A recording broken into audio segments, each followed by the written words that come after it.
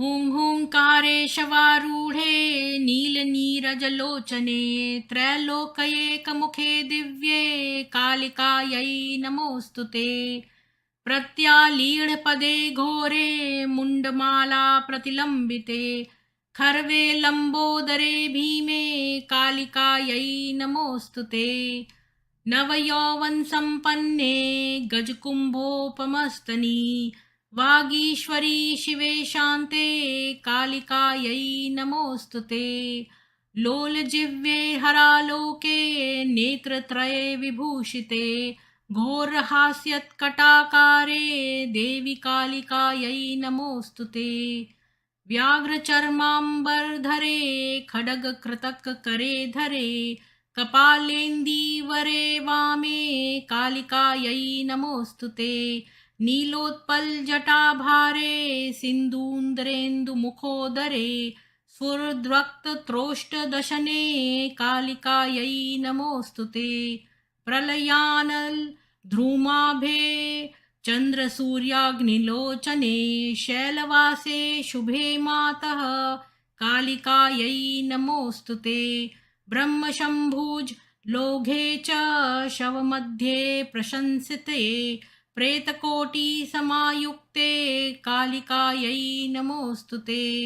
कृपामयी हरे मातः सर्वाशापपरिपूरिते वरदे भोगदे मोक्षे कालिकायै नमोऽस्तु ते। इति उत्तरतन्त्रार्गतं श्रीकाली ताण्डवस्तोत्रं सम्पूर्णम्।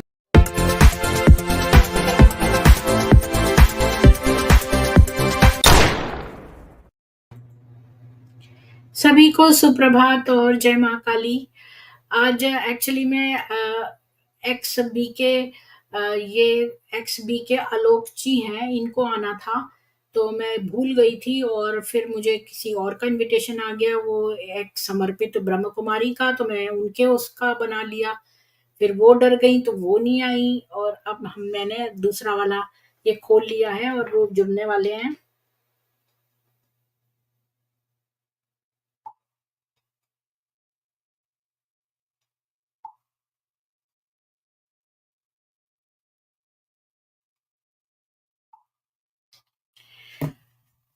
तो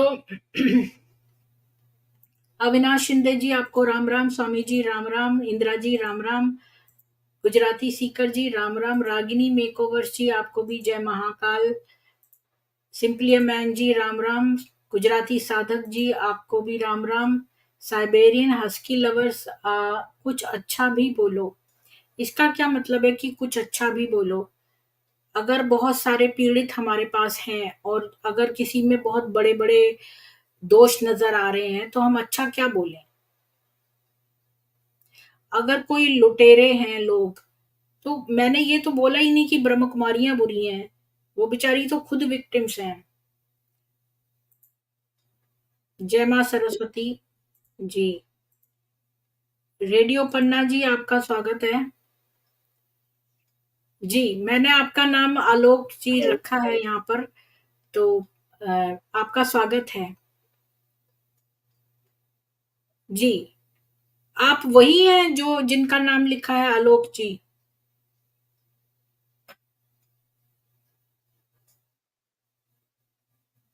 जी आप क्या नाम आलोक जी है क्या? आपकी आवाज नहीं आ रही है, आप तो अनम्यूट हैं फिर भी आवाज नहीं आ रही। बोलिए।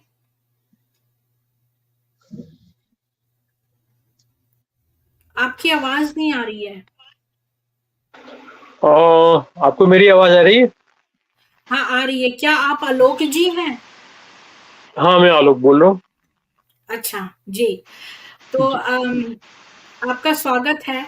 और आपने ब्रह्म कुमारी के बारे में कैसे सुना? आप ये रिमूव कर दीजिए अपना जो अपने कान में लगाए थे, वैसे ही आपकी आवाज अच्छी आ रही है। तो आप जस्ट शुरू मिनट से में आपको बताइए। बताता जी मैं म्यूट हो रही हूँ, आप शुरू से बताइए कि आपने ब्रह्म कुमारी के बारे में कब से सुना, कितने साल से आप हैं, आपके पेरेंट्स, आपके भाई बहन वो भी हैं क्या? अपना पूरा अनुभव डिटेल में बताइए जी। हूँ। मैं बता रहा हूँ आपको। आपको मेरा वीडियो ठीक नहीं दिख रहा होगा शायद। शक्ल दिख रही एक्चुअली है। जी। सॉरी। बहुत शार्प नहीं है शक्ल, पर दिख तो रही है। एक मिनट, अभी कोई कुछ ठीक आ बात रही नहीं। है? हाँ, अब पहले से बेटर है। जी। एक्चुअली आज से करीब ये बोल सकते हैं कि 14-15 साल पहले, मतलब 2006 के आसपास में मेरे पापा के एक फ्रेंड थे, उनने ब्रह्म कुमारी को ज्वाइन किया हुआ था। तो मैं जैन रिलीजन से हूँ, जैन कल्चर को फॉलो करता था। और मैंने तब तक उस एज तक मैंने मैरिज नहीं करी थी, मैरिज करने का मेरा विचार नहीं था। मेरा उद्देश्य ये था कि मैं जानूं कि हु एम आई, मैं कौन हूँ, आत्मा कौन है। कितने वर्ष और के थे? लगभग समझ लीजिए 34, 33, 34। और मैरिड नहीं थे? हाँ, मैंने मैरिज मैंने इसलिए नहीं की थी क्योंकि जैनिज्म में मेरा विश्वास था। और हमारे यहाँ पे कल्चर ये है कि आप घर परिवार और सारी चीजों से निवृत्त होके और आप आत्मा को जानने के लिए आप सारे प्रयास कर सकते हैं, साधना कर सकते हैं। लेकिन मेरे अ, अ, कुछ फैमिली की मेरी रिस्पॉन्सिबिलिटी थी, ज़िम्मेदारी थी। मेरे पापा को पार्किंसन था, तो वो समय पे मेरे को ये सूट नहीं कर रहा था कि मैं घर को छोड़ के और अपने आप को जानने की कोशिश करूँ। तो उस समय पे महाशिवरात्रि का कोई प्रोग्राम होता था और उस प्रोग्राम के बीच में जैसे मेरा पब्लिक एड्रेस और डीजे इक्विपमेंट्स का मेरा काम है, तो उन्होंने मेरे को कॉन्टैक्ट किया कि हमारे यहाँ पे कुछ काम है और वो आप उसमें माइक वाइक उनको कुछ ज़रूरत थी। मैंने कहा ठीक है, तो इस लिए मैं उस समय पे मेरा उनके पास में जाना हुआ।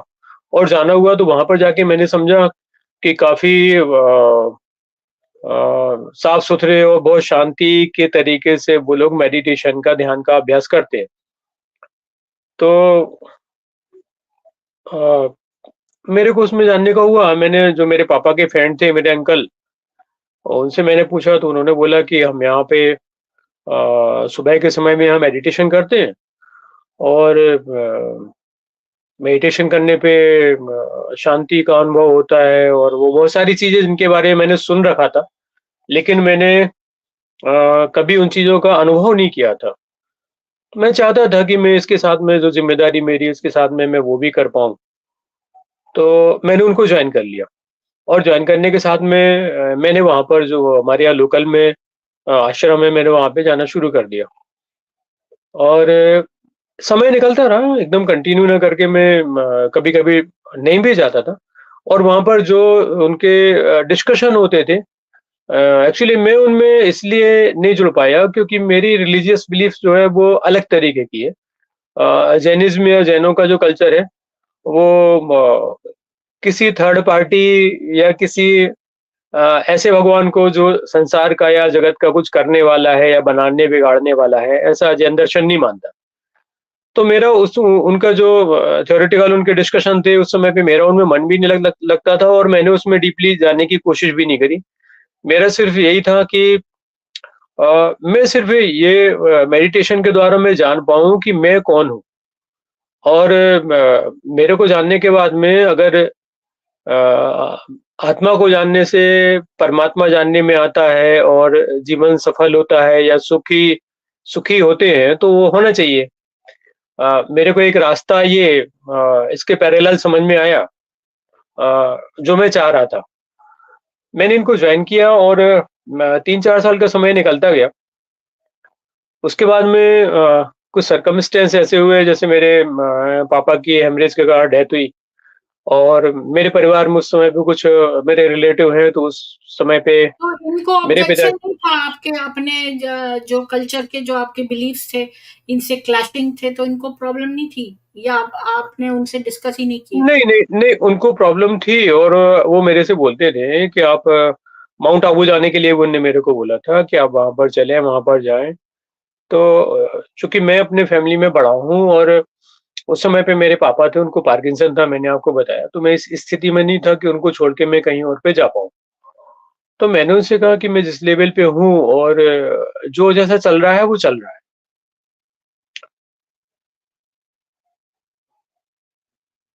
जी, मैं आगे बोलूँ? या आप जी, कुछ जी, मैं पूछेंगी तो मेरे म्यूट से? करके बैठी हूँ, आप बोलते रहिए। नहीं, नहीं ऐसा कुछ नहीं है, नहीं, क्योंकि मतलब मेरे को आज बताया आपका गया ही था। अनुभव सुनना है। जी। मेरे को सतीश जी ने बताया कि एक ग्रुप डिस्कशन है, नॉर्मल डिस्कशन है। मैंने नहीं, कहा नहीं, ठीक है, कोई। बात ये कि हम तो आपका पहले पूरा अनुभव सुनेंगे, फिर अपना जी, जी, जी। लास्ट बोलेंगे। जी। हाँ, तो उस समय पे तो ठीक है, मेरे को लग रहा था जितने समय मेडिटेशन कर रहा था, मेरे को लग रहा था कि मैं काफ़ी ठीक-ठाक फ़ील कर रहा हूँ और स्थितियाँ कुछ ऐसी उस समय पे मुश्किल में नहीं थी। पापा की डेथ के साथ में एक तो पहली बात तो मेरे पिताजी का जाना और दूसरी बात उनके दूसरे में, चूँकि हम सबके यहाँ पे तीसरा होता है, तो दूसरे में मेरे जो जो मेरे मामा के पक्ष के लोग हैं, उनके साथ में किसी बात को लेके, पुरानी बात को लेके काफ़ी फैमिली में विवाद हुआ। तो उस कारण से मैं ऐसी मुश्किल स्थिति में आ गया कि एक तो पापा के जाने का दुःख और दूसरा माँ की तरफ से पूरी रिश्तेदारी छूट गई सारी। अब मैंने ये देखा कि मैं बड़ी अजीब स्थिति में फँस गया, डिप्रेशन जैसी स्थिति में। मतलब ये मान के चलिए मैं हमेशा क्लीन शेव रहता था, अभी भी हो गया हूँ। लेकिन मैं उस समय पे मैंने कम से कम 1 से डेढ़ साल तक मैंने शेविंग भी नहीं करी। डिप्रेशन की स्थिति में था, मैं बार-बार ये दिख रहा था कि जो मैंने मेडिटेशन किया या जो मैंने जाना या समझा या जो मेरे को ब्रह्मचर्य का जो प्रेरणा आगे-आगे के लिए दी गई, तो मैंने उसमें देखा कि मेरे को इसका कुछ बैकअप नहीं आया। ये मेरे को कहीं न कहीं सँभाल नहीं पा रहा है और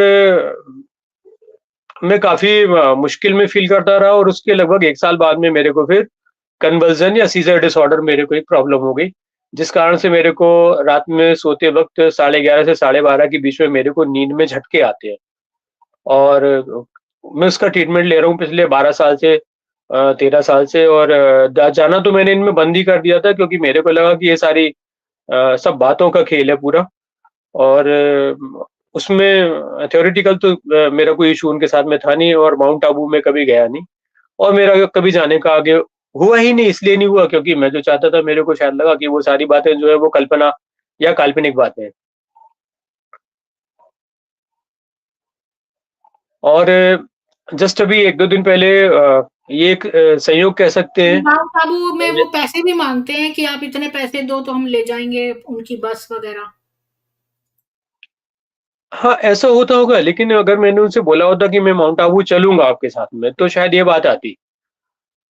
तो मैं उनके साथ में सिर्फ़ मेडिटेशन के लिए रहा और मेडिटेशन किस लिए करना है वो मैंने आपको बताया कि मैं इसलिए मेडिटेशन करना चाहता था, कि मैं परिवार की ज़िम्मेदारी के साथ में मैं अपने आप को चूँकि मैं सिंगल था, अभी भी मैं सिंगल हूँ, तो मैं चाहता था कि मैं अपने को जानूँ।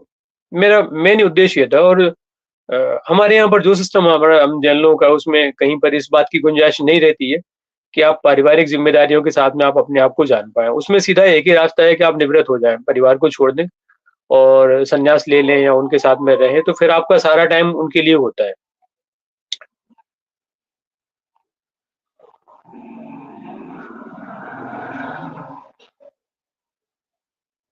जी, बोलिए।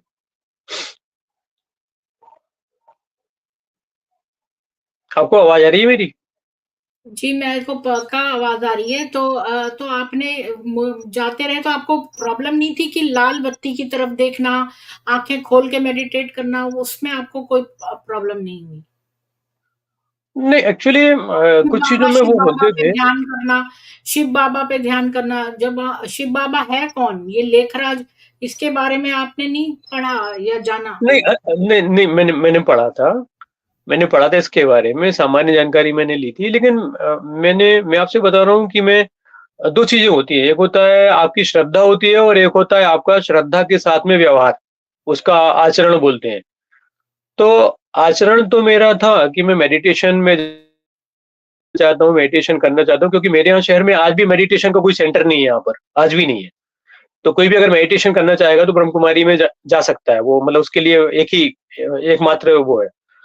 और शिव बाबा और उसको ध्यान करने का या जो वो सारा थ्योरेटिकल है, वो मैंने कभी उसको एक्सेप्ट किया ही नहीं। क्योंकि ये बात जो मेरी रिलीजियस बिलीफ है ना, इसके एकदम अलग बात थी वो। तो मैं उसको कभी एक्सेप्ट कर ही नहीं पाया। मेरा सिर्फ ये था कि अगर कंसंट्रेशन से, मेडिटेशन से अगर मैं स्ट्रांग होता हूँ, अंदर से मजबूत होता हूँ और उसके द्वारा अगर मैं शरीर से अलग जो आत्मा है, अगर मैं उसको जान सकता हूँ, अगर मैं उसमें स्थिर रह सकता हूँ, तो शायद मैं जीवन में सारी स्थितियों का मैं सामना कर सकता हूँ और अपने आप में रहना, सेल्फ अवेयरनेस ये अपने आप में एक बड़ी साधना है। तो मेरा उद्देश्य ये था इनके बीच में जाने का और वो सेल्फ अवेयरनेस सिर्फ उस समय पे चूँकि उस समय पे जितने समय मैं जाता रहा ऐसी कोई विपरीत परिस्थितियाँ नहीं बनी। लेकिन जैसी परिस्थितियाँ बनी, तो हमेशा बोल के रखते हैं ना कि भई हमारे पास में एक बैकअप है। तो बैकअप जैसा असल में कुछ था ही नहीं। मतलब मैंने देखा कि वो 4 साल में मैंने कुछ पाया ही नहीं और मेरी स्थिति वैसे ही हो गई जैसे आम लोगों की होती है क्योंकि मैं भी आम लोगों जैसा एक इंसान हूँ। इमोशंस मेरे अंदर भी हैं।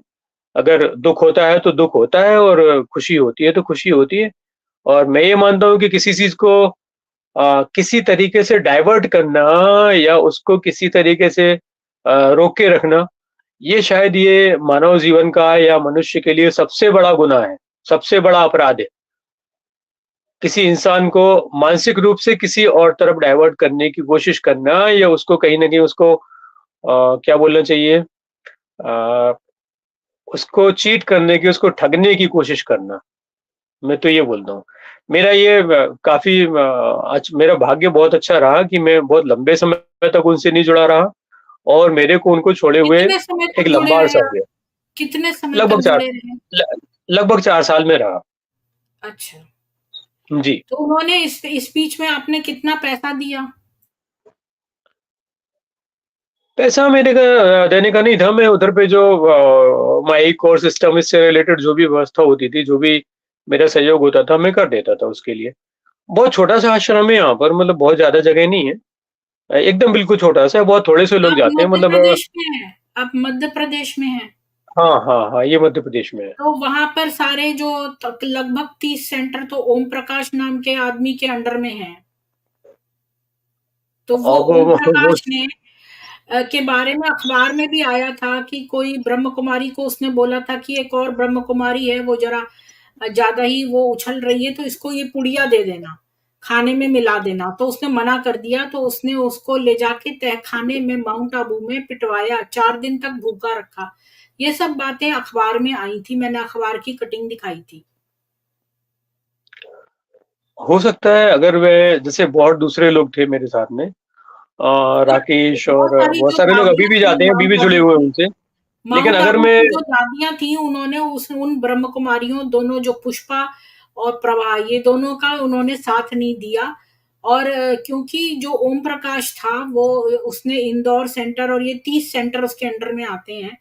उसने चूंकि ये रजिस्टर्ड ऑर्गेनाइजेशन तो है नहीं तो वो अपनी बना लेता, तो उसलिए इसने उसका साथ दिया, ओम प्रकाश का। जी, जी, जी, जी, जी। देखिए जैसे मैंने आपसे बोला कि जैसे मान के चलिए कि मैं आपके घर पे आया और आपके घर पे मेरा सिर्फ़ इतना मोटिव है आने का कि मेरे को अपना काम करना है और वापस आना है। तो मैं उतना काम करके मैं वापस। अब आपके यहाँ पर क्या होता है और अगर मैं आपके साथ में समय ज़्यादा दूँ 4 घंटे, 6 घंटे, 8 घंटे अगर मैं वहाँ पे रहूँ, तो इन सारी बातों से आपका वास्ता होता भी है, पड़ता भी है। तो चूँकि मेरी रिलीजियस बिलीफ जो है ना, वो मेरी उस तरीके से कभी थी नहीं। पहले भी नहीं थी, अभी भी नहीं है। सिर्फ़ मेडिटेशन या उसके हिसाब से और मैं वहाँ पे एक जुड़ गया था कि चलो समय का कुछ उपयोग होना चाहिए और अपने को इसमें कुछ अगर साधना होती है तो साधना करने जैसा है। बाकी मैंने बहुत सारी बातों उनके बारे में मैं समय-समय पे सुनता रहा हूँ। लेकिन मेरे को उससे फ़र्क इसलिए नहीं हुआ क्योंकि मैं मानता ही नहीं था कि मैं उनके बीच का हूँ, उस समय पे भी। मैं जाता था अपने फ़ायदे के लिए और वो फ़ायदा मेरे को हुआ नहीं इसलिए मैं उससे किनारे हो गया। इसलिए उनकी तरफ से पैसे या किसी और चीज़ को लेके या हाँ, सेवा ये आप कह सकते हैं कि उनका छोटा-सा आश्रम है, जगह भी बाद में खरीदी गई थी। मेरे हिसाब से उस समय पे शायद आश्रम जो था ना, वो खुद की ज़मीन पे नहीं था। तो फिर छोटा-सा आश्रम बना हुआ है।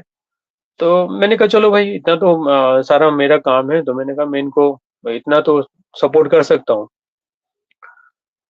तो वो मैंने उस समय पे मैंने किया और अब तो इतना लंबा समय हो गया कितना 2011 से मैं 2011 नहीं, मैं मतलब पापा की डेथ मेरे 9 में हुई, उसके बाद में मैं कभी भी वहाँ पे गया ही नहीं। उस स्थिति में जब मैं था, उस समय पे किसी ने मेरे को टच करने की या कॉन्टैक्ट करने की कोशिश नहीं करी कि मैं किस स्थिति में हूँ या मैं डिप्रेशन में हूँ या क्या है, क्या नहीं है। जबकि उस समय पे आपको एक बहुत लोगों की सिम्पैथी की ज़रूरत होती है और किसी अपने की जो आपका आप स्पिरिचुअलिटी के लिए आप बोलते हैं कि हम स्पिरिचुअल हैं, आध्यात्मिक हैं, तो ऐसे सपोर्ट की लोगों को ज़रूरत होती है। तो नहीं हुआ ऐसा कुछ और मैं ये मानता हूँ कि शायद ये मेरे हिसाब से बहुत अच्छा रहा। तो हाँ, आप ये आपने आपको वहाँ पे सबसे अच्छी बातें क्या लगी? 3 बातें बताइए। अच्छी बात एक ये कह सकते हैं कि पहली बात तो अगर कोई नया जाता है, जैसे मैं गया था, सबसे पहले इम्प्रेस जो बात करती है वो इसलिए करती है क्योंकि और दूसरे मेडिटेशन सेंटर में जाते हैं ना, तो वहाँ पर सारा व्हाइट व्हाइट या कलर इस तरीके से कुछ नहीं होता। उन्होंने इस तरीके से मैनेज सारा किया हुआ है कि आपको एकदम जाते ही आपको कुछ दिव्यता या कुछ शांति का आपको वहाँ पे लगेगा कि नहीं, यहाँ पर कुछ है। और उसके बाद में उनका जो बोलने का तरीका है, सॉफ्ट स्पोकन है बोलने में, इस तरीके से बात नहीं करते और मिलते थे, मतलब वो दीदी लोग जो होती है ना, दीदी थी वहाँ पर, बहन जी, तो वो कभी मिलती थी तो बस नॉर्मल टॉकिंग हो जाती थी, बस यही। बस यही कह सकते हैं और तो कुछ ज़्यादा है नहीं और है ही नहीं, तो मैं इसलिए उसमें कुछ ज़्यादा मैं क्या मैं कुछ कह नहीं सकता उसमें। मेरा अनुभव है वो यही है। हाँ, मेरे को तकलीफ़ ये बात की है कि मैं तो ठीक है, मैं 4 साल में निकल के आया, लेकिन मैंने 2 दिन पहले मैं संयोग से मेरे सामने यूट्यूब पे वीडियो आया और मैंने वो डॉक्टर साहब का वीडियो देखा, तो मैंने कहा लोगों ने तो अपनी ज़िंदगी लगा दी इसमें। ये तो अच्छा हुआ कि मैंने उसमें जीवन समर्पित नहीं किया। 4 साल, लेकिन फिर भी एक एज में 4 साल आपके जीवन के लिए, 4 साल क्या 4 कौन महीने से भी बहुत डॉक्टर महत्वपूर्ण। साहब कौन से डॉक्टर साहब? डॉक्टर साहब शायद डॉक्टर साहब ललित हैं या कौन है? अभी मैंने एमबीबीएस डॉक्टर साहब हैं वो, मेरे को ध्यान नहीं है। परसों ही मैंने उनका वीडियो देखा। मैं सर्च नहीं कर रहा था, लेकिन उसके यूट्यूब के एल्गोरिदम के हिसाब से वो आ गया मेरे सामने और मैंने उनका पूरा वीडियो मैंने देखा, तो डॉक्टर साहब ने सारी बातें बताई। तो चूँकि मैं एक न्यूरोलॉजिकल प्रॉब्लम से अभी भी फाइट कर रहा हूँ, तो मेरे को लगा क्योंकि डॉक्टर साहब ने उसमें ये बोला कि उन्होंने भी डिप्रेशन ये सारी चीज़ें झेली हैं, तो मेरे को लगा कि शायद इसमें वो खुद एमबीबीएस है और शायद मेरे को इसमें कोई रास्ता मिलेगा, इस कारण से मैंने वो पूरा वीडियो देखा। मैंने वीडियो देखा, उन्होंने बाद में वो ये बोला कि अगर आप कहीं न कहीं पर आपको लगता है कि ब्रह्म कुमारीज़ ने आपको हर्ट किया है, तो आप नीचे दिए हुए नंबर पे संपर्क कर सकते हैं। तो फिर मैं डिस्क्रिप्शन में गया, नंबर वहाँ पे दिया हुआ था। अरुण जी को मैंने मैसेज किया और अरुण जी ने फिर ऋषि हैं उनको मैसेज किया और ऋषि से, अरुण जी से मेरी बात अभी भी नहीं हुई और ऋषि ने फिर मेरे को ये सतीश जी का नंबर दिया भोपाल का। मेरी कल इनसे बात हुई है सतीश जी से और आज मैं आपसे बात कर रहा हूँ। यही सारी बात मैंने सतीश जी को कल बोली थी मैंने। ये लगता है कि शायद वो 4 साल मेरी ज़िंदगी में ना होते तो शायद मैं ज़्यादा अच्छा होता। लगता है ना ऐसा क्यों लगता है आपको कि ये 4 साल आप नहीं गए होते? आपको तो मेडिटेशन से फ़ायदा हुआ क्या वहाँ पर मेडिटेशन करने से? नहीं, फ़ायदा नहीं हुआ ना, किसी चीज़ को लेके। जैसे मान के चलिए कि आपने मेडिटेशन किया, तो आपको उस समय में तो ठीक है क्योंकि वहाँ पर नॉइज़ नहीं है, शोर नहीं है वहाँ पे। 1 घंटे आप बैठते हैं वहाँ पे और आपको अच्छा फ़ील करते हैं, थोड़ा-सा आपको लगता है कि चलो कुछ एनर्जेटिक हो गए। एनर्जेटिक जैसा कुछ नहीं है, आप शांति फ़ील करते हैं तो एनर्जी आपको अंदर से अपने खुद आती है, बाहर से कुछ आता ही नहीं है आपको। तो वो उस समय पे तो ठीक लग रहा था, लेकिन अब ये लग रहा है कि चीटिंग तो चीटिंग है। आपकी पॉकेट से कोई ₹100 निकाले, 1000 निकाले या ₹1 निकाले, आपको लेकिन उसने लगता है निकाला। आप वहाँ पर चीट हुए, तो आपको क्यों लगता है आप चीट हुए? क्या उन्होंने मेडिटेशन नहीं सिखाया या आपने कुछ और एक्सपेक्टेशन से गए थे, वो प्रोडक्ट आपको नहीं मिला? हाँ, तो एक्सपेक्टेशन मेरी ये थी कि मेडिटेशन से सेल्फ रियलाइज़ेशन और जो आत्मा की स्थिति, जो ऐसा बोलते हैं ना कि हमारा आत्मा का वो होता है, प्रोग्रेस होता है और हम मजबूत बनते हैं, सशक्त बनते हैं और वो परमपिता से हमारा डायरेक्ट कनेक्शन होता है। तो वो सारी चीज़ें प्रैक्टिकली तो सारे ऐसा कुछ नहीं हुआ ना। हाँ। क्या ऐसा कुछ आपने भी नहीं वेद हुआ। पढ़े हैं? वेद पढ़े हैं? वेद मैंने थोड़ा सा मैंने सुना है, सारे नहीं पढ़े मैंने। आप चूँकि मुझे लगता है कि आप वाक़ई में मतलब इसको जानना चाहते हैं स्वयं को, तो जब जब मैंने वेद पढ़ने शुरू किए, मैं सोचती थी वेद मुश्किल होंगे, मुझे समझ नहीं आएँगे। पहले मैंने गलती की कि 108 उपनिषद पढ़ लिए, वो मुझे इतने ज़्यादा अच्छे समझ में नहीं आए। लेकिन जब मैंने जी, वेद पढ़ा, तो वेद तो मुझे बहुत ही अच्छा समझ में आ रहा था, और वो शुरू से है। आपको बेस बनाता है, फिर नेक्स्ट स्टेप, फिर नेक्स्ट स्टेप। इतने सुंदर वेद हैं, मेरे ज्ञान चक्षु खुल गए और काफ़ी चीज़ें मुझे पता चली, और मुझे उपनिषद भी ज़्यादा अच्छा समझ में आया। तो शुरू में पहले वेद में अगर पढ़ती, बाद में उपनिषद पढ़ती तो ज़्यादा अच्छा रहता। सिद्धांत बिल ये मैं आपको नाम बताती हूँ इनका। इनका भाष्य जो है वो बहुत अच्छा दिया हुआ है, और बिल्कुल सटीक है, क्योंकि मैंने कई लोगों के भाष्य निकाल के देखे, तो इन्होंने संस्कृत के जो शब्द हैं उनका अच्छा पहले शब्दों का अर्थ किया है, और इसके बाद वो शब्द कहीं और पर किस अर्थ में यूज हुए हैं किसी और किताब में भी, तो वो भी उन्होंने कहीं मेंशन किया है। तो मतलब और अच्छा, इतना सुंदर एक्सप्लेनेशन दिया है कि मैं मेरे को बहुत अच्छी नॉलेज हो गई। तो मैं तो आपको यही कहूँगी कि आप भी इनका जो है वो पढ़िए। नहीं, मैं इस समय पे मैं थोड़ा-सा, मेरे को लग रहा है कि अष्टावक्र गीता जो है ना, वो मेरे को काफ़ी इस समय पे टच कर रही है। और मेरे को लगता है कि जैनिज़्म में जो सिद्धांत है, बेसिक सिद्धांत है, कहीं न कहीं पर अष्टावक्र जी वही बात करते हैं। और मैं तो इतना कहूँगी कि मैंने भगवत गीता पढ़ी है, उसमें सब कुछ है, बहुत संक्षिप्त में, मतलब पूरे लाइफ को लीड करने का सब कुछ दिया है। लेकिन अगर आपको ज्ञान रियली में प्राप्त करना है, विद धातु का अर्थ ही ज्ञान है, जानना। तो आपको अगर सचमुच अपने आप को जानना है, तो आपको वेद पढ़ने ही पड़ेंगे। अष्टावक्र गीता या गीता किसी भी तरह की, वो बहुत कम नॉलेज है। जो वेद हैं वो पूर्ण संपूर्ण है। नहीं, एक्चुअली मैं आपसे बोलता हूँ कि मेरा ऐसा मानना है, मैंने पढ़ा तो मैंने बहुत कुछ है, मैंने मैंने कुछ तो बौद्धों पढ़ का के पढ़ा देखा है है, ना, जैनों का इसलिए तो पढ़ा मेरा ही पढ़ा है मानना मैंने। मानना नहीं है ये, मेरा तो अनुभव है ये। मैं आपको अपना अनुभव बता रही हूँ, गैस वर्क नहीं कर रही। मेरा ऐसा मानना है कि मैं ऐसा मानता हूँ, अपने लिए मानता हूँ कि स्लेट है आपकी, जितनी कम किसी ने लिखी होगी ना, उतनी जल्दी आपको बात आप उसको समझ पाएँगे। और जो ज्ञान है ना, वो शास्त्रों में नहीं है। मैं स्वामी परमानंद जी को भी ये बहुत आपने सुनता हूँ, अभी बिल्कुल सुन रहा हूँ मैं गलत उनको। बोला है वाक्य, कि जो जी। शास्त्रों में है ज्ञान नहीं है, ये तो बिल्कुल ही गलत है। वेद तो हमारे शास्त्र हैं, और वेदों से बढ़िया ज्ञान नहीं, कहीं पर भी नहीं है। मैं नहीं आपको ठीक है। बताऊं कि जो भगवत गीता है वो भी बहुत संक्षिप्त है, वो आपको पूरा ज्ञान नहीं देती है, वो आपको मोटी मोटी बातें बताती है। लेकिन अगर आपको पूर्ण स्वयं को जानना है, तो वेद जानने ही पड़ेंगे। और वेद को आप जितना ज्यादा शुरू से पढ़ेंगे, तब आपको अच्छी अंडरस्टैंडिंग होगी, और वो इम्पॉसिबल फीचर नहीं है। वेद कोई अनलिमिटेड नहीं है, उनमें लिमिटेड इतने मंत्र हैं। आप उनका अर्थ पढ़िए, तो आपको समझ में आएगा। मेरी बात लिख के मैं साइन करके दे सकती हूँ आपको, कि ना आपकी नॉलेज इंक्रीज हो, तो आप मेरा नाम चेंज कर देना।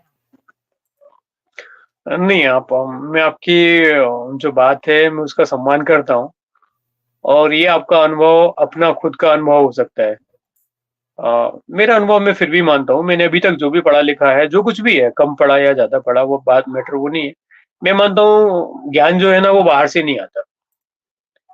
ज्ञान मेरे अंदर है, और तो वेद वेद अगर जो है कोई वो जानता ज्ञान है। यही तो बताता है। वेद हाँ, हाँ। आपको अपने शरीर के बारे में हर चीज बताता है। वेदों के हिसाब से जो वीर्य है, वही व्यापक है, वही सोम है, वही जो है आपके मस्तिष्क में सूक्ष्म बुद्धि देता है। वो आपके, वो जो वेद हैं यही विज्ञान है। वो उससे आप अपने आप को समझ सकते हो। ये सब चीजें भगवत गीता में नहीं दी हैं, चाहे वो अष्टावक्र की हो, चाहे वो किसी और की हो। ये चीज आपको केवल वेद में ही मिलेगी। अगर आपको स्वयं को जानना है, तो वेद ही पढ़ने पड़ेंगे, और वो इतने प्राचीन है कि श्री रामचंद्र जी वेद जानते थे। तो ऋग्वेद 10.71.1 में लिखा है कि बृहस्पति देव ने ये सप्त ऋषियों को जान दिया था, वेदों का। हम्म। देखिए आपने अगर कोई कितने रुपए डोनेट करे हैं? एक क्वेश्चन आपके लिए आया है ब्रह्म कुमारी विक्टिम का कि कितने रुपए आपने डोनेट किए हैं? मैंने डोनेट कुछ नहीं किया, मैंने सिर्फ सेवा करी है। कोई सामान अगर मेरे को लगता था कि जिस काम से मैं रिलेटेड हूँ अगर वहां पे लगता है तो मैंने लगा दिया, और मैंने उसकी लिस्टिंग नहीं करी कभी कि मैंने क्या दिया क्या नहीं किया, क्योंकि जो देना है वो दे दिया, उसको दे के भूल गया। तो ऐसा कोई फिक्स अमाउंट या कोई ऐसा बड़ा अमाउंट मैंने तो वहां पे नहीं किया। मैं चूंकि कैपेबल भी नहीं था उस समय पे, भी नहीं था, अभी भी शायद इतना नहीं हूँ। हुँ। और मैं मानता हूँ देने वाले लोग बहुत हैं जिनके पास में आप मान के चलिए कि जिनके पास में इतना आ रहा है कि उनको या तो गवर्नमेंट को टैक्स देना पड़ेगा या फिर वो 80 जी में वो डोनेट कर दें कहीं पर, तो देने वाले लाखों लोग हैं। आपको तो लगता मैं है शायद कि जो आध्यात्मिक व्यक्ति है, उसको अपनी आवश्यकता अनुसार ही धन लेना चाहिए? जो व्यक्ति आध्यात्मिक है मतलब बिल्कुल। जैसे ये ब्रह्म कुमारी लोग कहते हैं कि भई हम्म। हम तो नहीं लोगों से पैसा माँगते, लोग ही हमें डोनेट करते हैं। तो मेरा हाँ तो क्वेश्चन ये है, हमारे वेदों हम्म, में दिया है कि धन जो है आपको संग्रह नहीं करना चाहिए। धन संग्रह बराबर है, करती हैं बिल्कुल ये ब्रह्म कुमारियाँ। और बिल्कुल हमें जो बिल्कुल बराबर। हमारे आवश्यकता देखो कबीर जी भी कहते थे कि भई साधु न भूखा जाए वो एक वो नहीं है दोहा हाँ, कि भाई साईं इतना दीजिए क्या जहाँ पे कुछ जामे कमाए, मैं कुटुम्ब भी कमाए, मैं भी भूखा ना रहूं साधु ना भूखा जाए। तो यही है हमारी आवश्यकता, इससे ऊपर नहीं। और ये लोग तो कहती है प्रलय आने वाली है, तो प्रलय आ रही है तो तुम तो इतना धन संचय कर रहे हो, तुम तो एक सांप की तरह जो है जो सर्प का जन्म होता है जो बहुत ज्यादा धन में ध्यान रखते हैं संग्रह करने में। हम्म। वो उनका अपना मानना हो सकता है, मैं उससे कभी भी मैं इत्तेफाक नहीं रखता था, क्योंकि मेरे यहाँ पर भी ये बताया गया है कि किसी भी वस्तु का जरूरत से ज्यादा संग्रह करना वो परिग्रह कहलाता है। तो जैनिज्म के जो 5 सिद्धांत हैं उसमें एक सिद्धांत है अपरिग्रह। सत्य, अहिंसा, अस्तेय, अचौर्य और अपरिग्रह। तो मेरी मानसिकता जो है वो इसी तरीके से है कि मेरी जरूरत की वस्तु मेरे पास में रहनी चाहिए, और मेरे को अनावश्यक संग्रह करने की जरूरत है ही नहीं। हम्म। तो मेरे हिसाब से अब उन्होंने किया है, तो मैं ऐसा मानता हूँ कि वो और वो अ, धन जो है ना आपका, आप सोचते हो वो अच्छे काम में लगाती हैं, आज तक ब्रह्म कुमारियों ने किसको डोनेट किया है? खाली कभी नहीं कभी नहीं कभी इंडोनेशिया कभी नहीं किया। इंडोनेशिया के जो मुसलमान हैं सुनामी के पीड़ित उनको डोनेट किया है, क्योंकि ये एक इस्लामी संस्था है। तो ये लोग कभी इन्होंने हिंदुओं को कुछ नहीं दिया है, उनको उल्टा कहते हैं ये शूद्र हैं, मर जाएंगे, हम ही जीवित रहेंगे। प्रलय की हाँ सारी डेट्स कई कई बार चेंज हाँ कर हाँ, चुके हैं। तो अगर बिल्कुल बिल्कुल। किसी का दिमाग खराब है जो इस संस्था में जाके मेडिटेशन करेगा, वो भी त्राटक, और वो भी राजयोग के नाम से चीट करना लोगों को कि राजयोग करवा रहे हैं, लेकिन ये तो जो है वो त्राटक करवा रहे हैं। ये तो राज कचौड़ी के नाम पर जो है मट्ठी और नमक पारा दे रहे हैं, तो ये क्या हो गया? हाँ तो त्राटक असल में जो हमारा योग दर्शन है उसमें त्राटक एक साधना है, और त्राटक करना अच्छी बात है, तो करना हमारे चाहिए। यहाँ अष्टांग योग है और उसमें हाँ, यम अष्टांग योग, नियम आसन अष्टांग है। और बराबर। दूसरी बात ये है कि हमारे 7 चक्र हैं, तो केवल एक अज्ञान चक्र पर ही क्यों ध्यान रखें? अगर आपको बॉडी में पूरी बॉडी अच्छी चाहिए तो 3-3 मिनट आप हर चक्र जो है वो एक्टिवेट करें। मैं कई बार रात को जो है सारे चक्रास को हर एक चक्र का मंत्र है, मूलाधार का लम लम ऐसे करके, तो ऐसे यम नम ऐसे अलग-अलग मंत्र हैं हर एक हमारे सातों चक्र को एक्टिवेट करने के लिए, ताकि हमारे बॉडी के सारे पार्ट्स अच्छे रहें। और सारे कलर्स के मैं वो पहनती हूँ, ये जो चक्र एक्टिवेशन के। तो सारे चक्रों पर यहाँ पर का कलर रेड नहीं होता, यहाँ का कलर इंडिगो है। तो ये भी गलत ये बताते हैं कि भाई यहाँ पर ध्यान लगाओ, यहाँ रेड है। रेड कलर तो मूलाधार का है, जो फर्स्ट गणेश जी का जो स्थान है। तो हम्म। ये लोग सब कुछ इनकी नॉलेज गलत है, बल्कि इन्होंने अच्छे भले लोगों की नॉलेज ट्विस्ट करके डिस्टॉर्ट कर दी है। हाँ, अब होता क्या है कि सनातन मान्यता से कोई व्यक्ति जब उनके पास में जाता है, तो ऑलरेडी उसने उससे रिलेटेड कैरेक्टर और वो सारी बातें सुनी हुई हैं पहले से, और सिर्फ सुनी है, उसने पढ़ी नहीं है, वो डीप डाउन उनके गया नहीं कभी। और सुनी हुई बातों को जब वो इनके पास में जाके दोबारा सुनता है, तो वो फिर उन बातों को उस तरीके से एक्सेप्ट कर लेता है जैसा वो बतलाते हैं। अब मैंने चूंकि मैंने मैंने पहले से ही पढ़ रखा है, अकॉर्डिंग टू जैनिज्म उसमें बोलते हैं कि जो वर्ल्ड में, दुनिया में है, वो 6 एटर्नल एलिमेंट्स हैं, और जो परमाणु है ना, उसका परमाणु का कभी नाश होता नहीं है, अणु का कभी नाश होता नहीं है। तो मैं ये बात को मानने वाला हूँ ही नहीं, कि ना पहले मानता था, ना बीच में मानता था, आज मानता हूँ कि विनाश जैसी कुछ चीज होनी है। परमाणु परमाणु का अस्तित्व कभी खत्म होता नहीं है, आत्मा का अस्तित्व खत्म नहीं होगा। और जितने आपको संयोग में सारे परमाणु दिख रहे हैं, जितने आपको क्या बोलना चाहिए इसको, करते ना, वहाँ पूना में शॉप रहेगी तो आप निश्चित हो। सॉरी, मैं सॉरी, वो सुन नहीं पा रहा हूँ। सतीश जी के बैकग्राउंड से नॉइज आ रही थी थोड़ी सी, तो मैंने उनको म्यूट कर दिया। बोलिए, आप कंटिन्यू। जी जी जी जी। तो मैंने, चूंकि मेरी वैसी बिलीफ नहीं थी, तो मैंने कभी आप तो इंटेलिजेंट हो, आपने नहीं माना, पर बहुत सारे आपके पीछे पीछे जो जाएंगे, क्योंकि बिल्कुल वो इंडिया सारा में भेड़ चाल है, इंडिया में भेड़ चाल है। तभी ये सबको बुलाते हैं सेंटर पे, आओ एक बार आओ, ताकि आपके पीछे बिल्कुल पीछे 100 और आए, तो आप तो नहीं फंसेंगे, लेकिन वो जो 100 आपके पीछे जा रहे हैं वो फंस जाएंगे। फंसते हैं, मेरे बात वाले भी फंसे हैं, और मेरे को वो कोई कोई अभी दिखता है तो मेरे को बोलते हैं आप आते नहीं हो, अभी आप आओ। तो मैं थोड़ा सा ये समझ लेता हूँ कि जो मेरे को नहीं करना वो नहीं करना। अब सामने वाले को बुरा बोल के उसको क्यों हर्ट करना। तो मैं ठीक देखिए, बात बोलता ये, ठीक। अगर खाली कोई पोंगा पंडित होता और मतलब वो खाली लोगों को लूट ही रहे होते, तो इतना भी सही था। लेकिन यहाँ पर बहुत सारी चीजें चल रही हैं, और ये इस्लामी संस्था है, इसलिए मैं इसको एक्सपोज कर रही हूँ। ऐसे तो बहुत सारे इंडिया में लोग हैं जो पैसों के उसमें कुछ कुछ करते रहते हैं, लेकिन मुझे खाली पैसा लूटना ही एक चीज नहीं है। ये हमारे सनातन ग्रंथों को में हाँ, इस्लाम घुसा रहे हैं।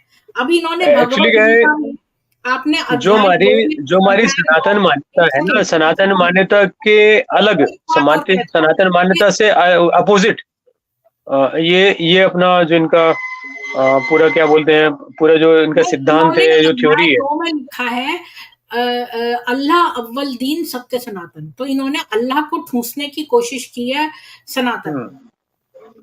तो ये एक चालबाजी मक्कारी है, और इनको जेल होनी चाहिए। हमारे सनातन ग्रंथों को यह इनकी हर चीज चोरी की है।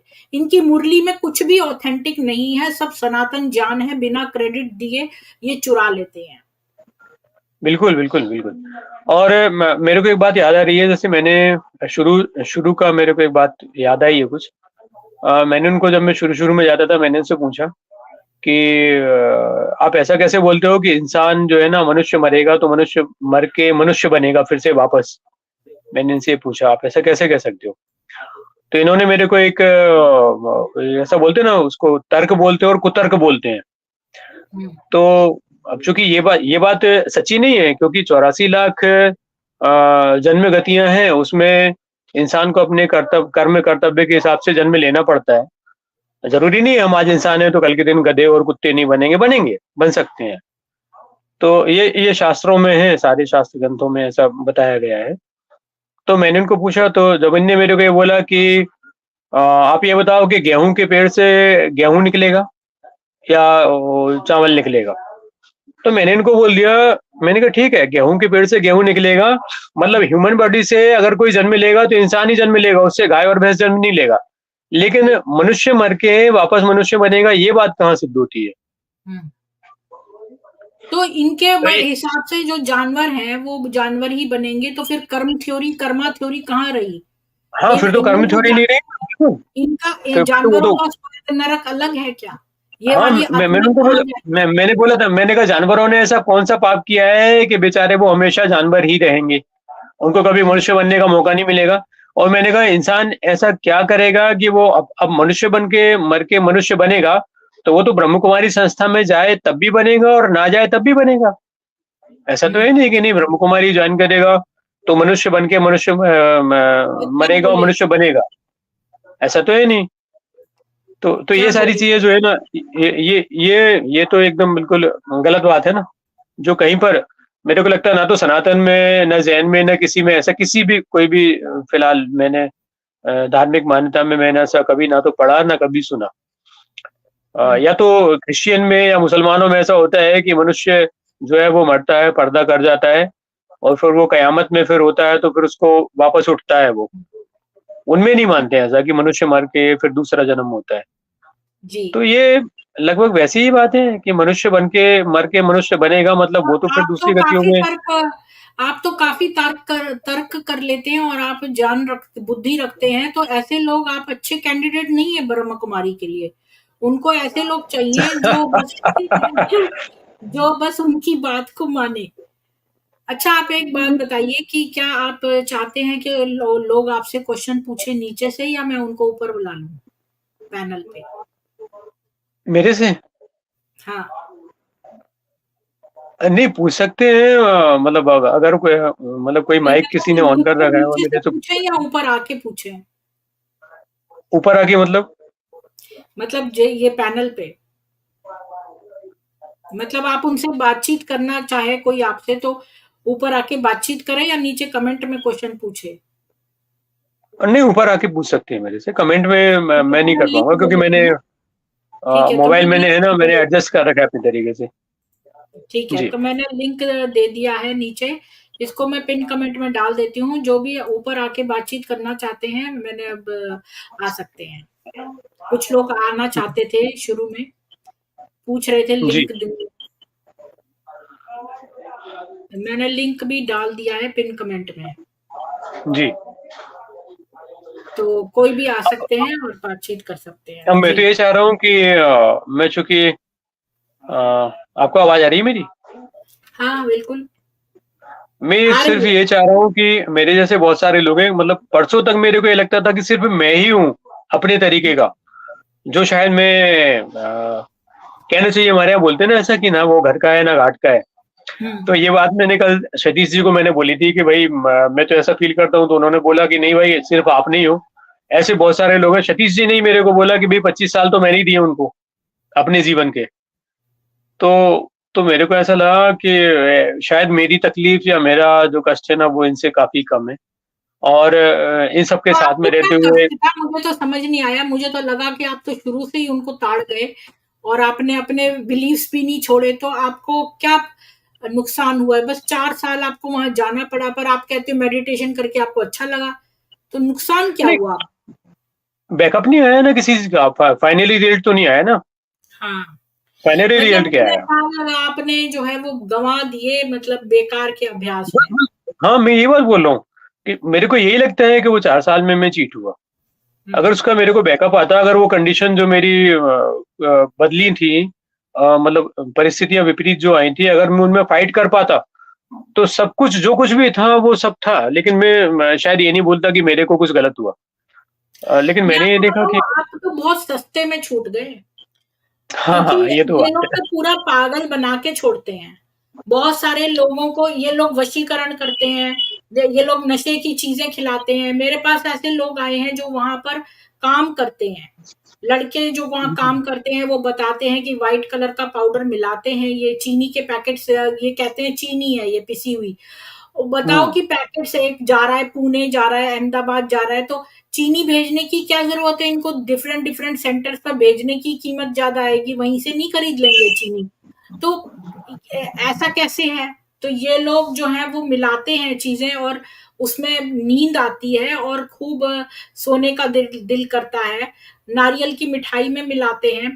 और वीरेंद्र देव दीक्षित ने एडवांस्ड बीके का खोला था, वहाँ पर उसके बड़े-बड़े जेल जैसे उसने 4 स्टोरी का वहाँ बनवाया था, उसमें काले-काले वो लगा रखे हैं, उससे बंद कर रखा है पूरा, और लोहे की सरियाँ लगा रखी हैं, पूरी तरह से जेल कर रखा है, और अंधेरा वो इस तरह से कहीं भी सूरज की रोशनी ना आए, तो इंसान को क्या होगा? उसको सूरज की रोशनी हमारे विटामिन डी भी देती है, रोग कृमियाँ दूर करती है, अकॉर्डिंग टू वेद। तो मेलाटोनिन नहीं, प्रोडक्शन सूर्य की ज़्यादा रोशनी होता है अंधेरे में, डिप्रेशन में तो जाएगा, अंधेरे में। डिप्रेशन में तो गारंटेड जाएगा पहली बात तो, हाँ, और दूसरी अगर वो बात कि रोशनी से दूर रहे। मेलाटोनिन प्रोड्यूस ज़्यादा होता है अंधेरे में, तो इंसान हर वक़्त सोने की से उसमें रहता है। हम्म। अब इनका ये पूरा उद्देश्य है ना प्रॉपर्टी लूटना और हम्म पैसा लूटना। और इनको ऐसे लोग चाहिए जो शुरू में बहुत अच्छा लगता है लोगों को, 1 साल तक तो हनीमून पीरियड रहता है, इसके बाद ये धीरे-धीरे उनसे पैसा माँगना शुरू करते हैं। फिर पहले कहते हैं 3 किलो तेल डलवा दो, चीनी डलवा दो, फलानी चीज डलवा दो, ऐसे ऐसे काइंड में चीजें लेते हैं। फिर इनकी दादियां आके मांगती हैं, अब आप बाबा क्या ये बन रहा है सेंटर, आप नहीं दोगे क्या, ऐसे करके मुंह डाल डाल के मांगते हैं। फिर इसके बाद आप जो है ना वो देख लेते हैं आप, जब इनके उसमें लिखवाते हैं ये कि भाई आप मानते हो ना बाबा ये हैं, आप कहो कि बाबा ही मेरे शिव हैं, ये हैं लेखराज का, हाँ हाँ तो हाँ हाँ, मनवाते हैं ये। हाँ, अच्छा, हम्म, जो लोग समर्पित हो जाते हैं उनसे मंडे मंडे एक फॉर्म भरवाते हैं कि आपके सीक्रेट्स लिखो इसमें, जो आपने बुरे कर्म किए हैं, और वो शिव बाबा को समर्पित कर दो, यानी वो जला दिए जाएंगे। और एक और हम्म, उसमें लिखवाते हैं कि आपने दूसरों को कुछ गलत करते देखा है तो वो भी लिखिए। तो इससे क्या होता है कि ये लोग आपके सीक्रेट्स जान लेते हैं और उसको जलाते नहीं है, बल्कि उनको ब्लैकमेल करते हैं। यही कारण है बहुत सारी विमेन जो है वो सुसाइड कर लिया है। अदरवाइज आप मुझे बताइए कि कितनी सारी विमेन ने सुसाइड किया है, तो क्यों किया है? ये तो बड़े देवी देवता हैं, इनके यहाँ तो सब इतनी सेरेनिटी है और बड़े मेडिटेशन करते हैं, तो बड़ा अच्छा पीसफुल हाँ। एनवायरनमेंट है, और मेडिटेशन से सुसाइड जब क्यों कर स्ट्रोक देते हैं? इतने हैं तो ऐसी कंडीशन तो कोई होनी नहीं चाहिए ना, और सुसाइड हाँ, करने जैसी कोई कंडीशन होनी नहीं चाहिए।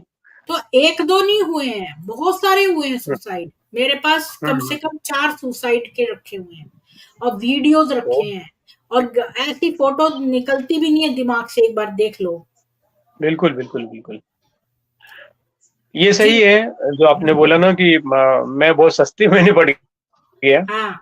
लेकिन मैं हाँ। सस्ते में तो निपटा, लेकिन फिर भी जो मेरा गया, जो मेरे से गया, मेरे को देखिए श्रद्धा, या आपकी जो एक श्रद्धा ही बोलेंगे इंग्लिश में, मेरे को प्रॉपर वर्ड नहीं आ रहा क्या बोलते हैं उसको। श्रद्धा ऐसी चीज है कि वो कोई सड़ा हुआ नारियल नहीं है कि आप उसको हर जगह पे कहीं पर भी पटक दो, कहीं पर भी उसको चढ़ा दो, फोड़ दो। मतलब श्रद्धा बड़ी मुश्किल में किसी एक जगह पे आपकी जुड़ती है, और वहां पे जुड़ के श्रद्धा आपका मतलब पूरा डिवोशन। सर्वस्व। डिवोशन। हाँ श्रद्धा मतलब हाँ, डिवोशन। डिवोशन बराबर। तो वो आपका श्रद्धा आपकी जो है ना, वो आपका पूरा सर्वस्व समर्पण करने को तैयार हो जाती है वहां पर। हम्म। लेकिन अब श्रद्धा के मामले में ये भी है कि श्रद्धा श्रद्धा भी होती है और अंधश्रद्धा भी होती है, दोनों बातें हैं। हम्म। तो ये समझ में नहीं आता कि ज्यादातर लोगों को शुरुआत होती है श्रद्धा से, और पहुंच जाती है फिर वापस जाके फिर वो अंधश्रद्धा पे। तो अब ये जिसका इनका क्या। पिरामिड है ना, ये पिरामिड स्कीम है। तो जब ये हम्म, शुरू में आते हैं तो 1 साल तो आपका वैसे ही हनीमून पीरियड, तो आपका हर व्यक्ति जो है सोशल है, उसको प्यार चाहिए, हम्म, सम्मान चाहिए, ये सब देते हैं, और बिल्कुल, खाने को अच्छा देते हैं। और लड़कियां तो हाँ, खाना अच्छा-अच्छा मिलता है, गरीब परिवारों से आती हैं तो उनको तो वैसे ही मज़ा आता है, चीज़ टोलियों में बहुत मिठाइयाँ बन मिनट रही हैं, ये सब चीज़ें मिल रही हैं, तो ये फँसाने का आर्ट है, ये जानते हैं। जी, अभिषेक नेमा जी, कई बार जुड़ने की कोशिश करें, आपका डिवाइस नॉट कनेक्टेड है। गुजराती साधक और रवि जी, आपका स्वागत है। गुजराती साधक जी बोलिए, आपको क्या पूछना है, कोई क्वेश्चन तो पूछिए इनसे। आपने किसके भाष्य पढ़े हैं वेदों के? नाम बता दीजिए। मैंने जी, अच्छा, मेरे से पूछ रहे हैं या इनसे? इन्होंने वेद नहीं पढ़े। मैं प्रीति बहन में आपसे पूछ रहा हूँ।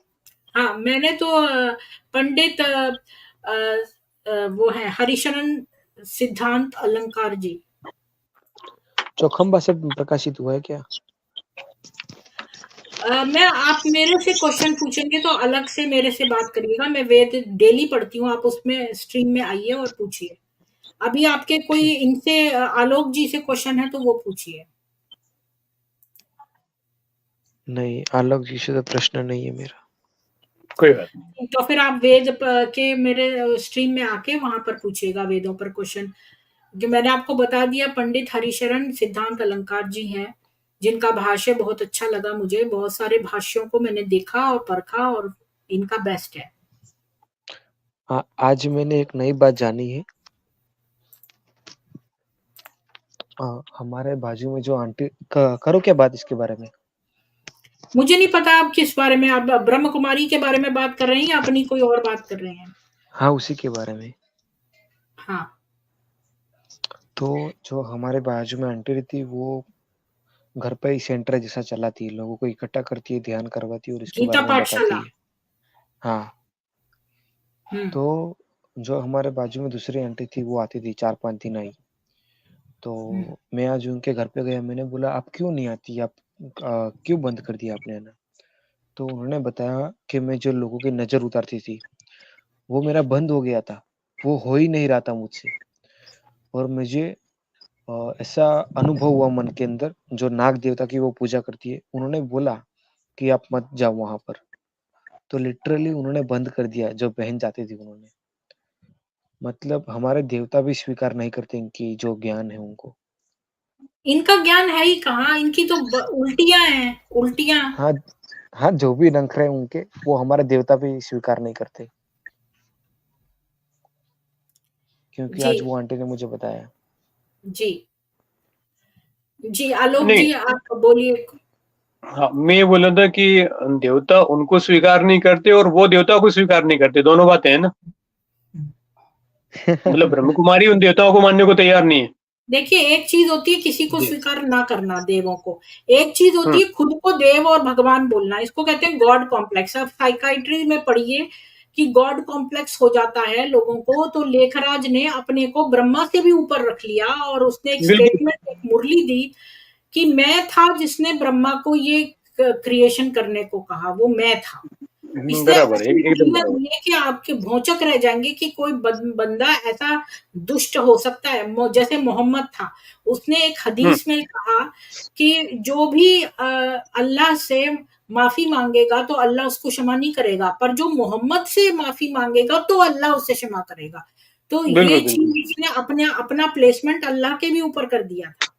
बिल्कुल, ये बिल्कुल वैसे ही है, एकदम बिल्कुल वैसे ही है कि जो मेरे मन में आया ना वो आसमानी किताब का फरमान है, और वो फरमान मैं आपको बताने आया हूँ, और आपको उसको मानना चाहिए। जो मानेंगे वो पास हो जाएंगे, जो नहीं मानेंगे वो जहन्नम में जाएंगे। वो क्या बोलते हैं, ये वो प्रलय आएगा तो उसमें सारे मारे जाएंगे। आपको पता है इसने 100 से वो जो ऊपर 9 लाख लड़कियों लोगों को की। किडनैप किया था। लेखराज ने 100 से ऊपर लड़कियों को किडनैप किया था, उसमें से 7 लड़कियों को जबरदस्ती उनके माँ बाप ले आए और उनमें से 5 ने कोर्ट में गवाही दी है और क्या क्या कुकृत्य किए हैं। और इनको बोला जाता था कि आप जो है वो सेंटर की बात बाहर नहीं बता सकते हैं। और वो लोग ब्रह्म कुमार उनको छूते थे जगह जगह, तो वो कहते थे कि यहाँ पर आपस में कर सकते हैं, पर बाहर के लोग लौकिक शूद्र हैं, उनसे नहीं कर सकते। और जो है लेखराज रात में उठ के उनके जो है उनके साथ सेक्सुअल मोलेस्टेशन करता था। वो सब मेरे पास कोर्ट के डॉक्यूमेंट्स हैं, वो मैं आपको भेज सकती हूँ अगर आप मेरे को ईमेल बिल्कुल। पे लिखेंगे तो। रवि जी आपका स्वागत है, बोलिए। जय श्री राम। जय श्री राम। मैं आपके स्ट्रीम काफी दिनों से देख रहा हूँ, सुन रहा हूँ, जी और मैं भी एक्स बीके हूँ। 1 साल तक मैं बीके में रहा, और जी पिछले 3 महीने से मैं अलग हो गया हूँ उनसे।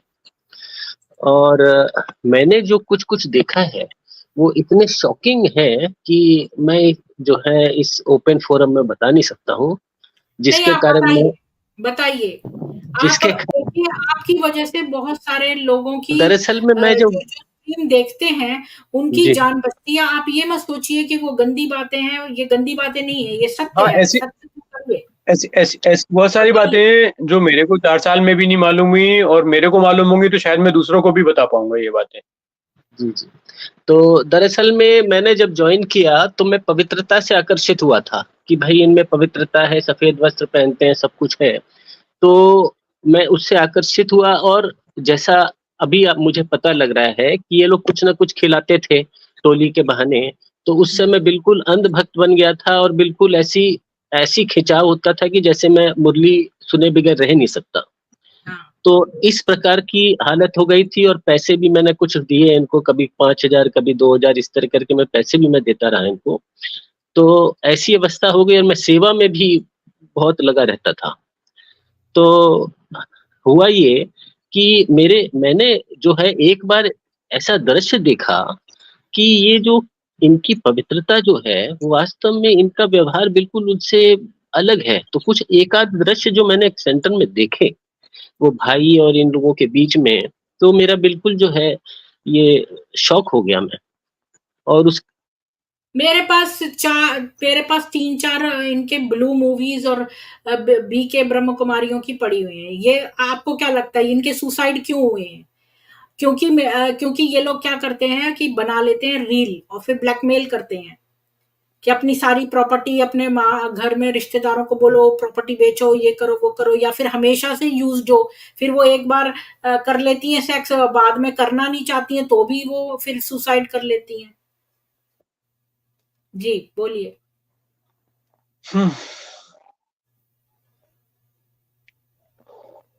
नहीं रवि जी, ये हाँ बोलिए रवि जी, बोलिए आप।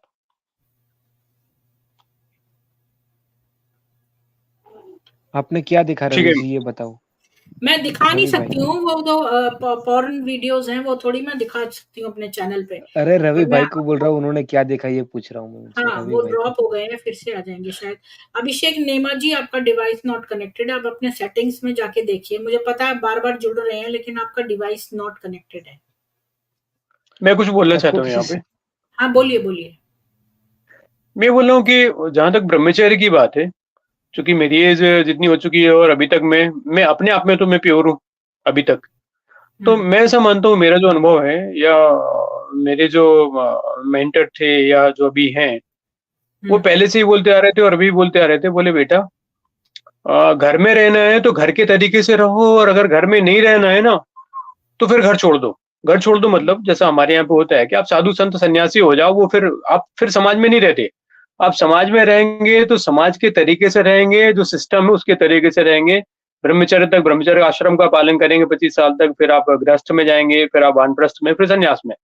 तो वो सिस्टम है ऑलरेडी पहले से बना हुआ है। लेकिन उस सिस्टम को किसी तरीके से ब्रेक करना ये बहुत खतरनाक है। क्योंकि मेरे को भी, मैं मानता हूँ कि जी मैं भी कुछ कहना चाहती हूँ कि वेदों में जो है ये गृहस्थ आश्रम में जो ये एक यज्ञ है, जहां पर हस्बैंड और वाइफ मंत्र बोलते हैं, और उस यज्ञ का उद्देश्य है संतान उत्पत्ति।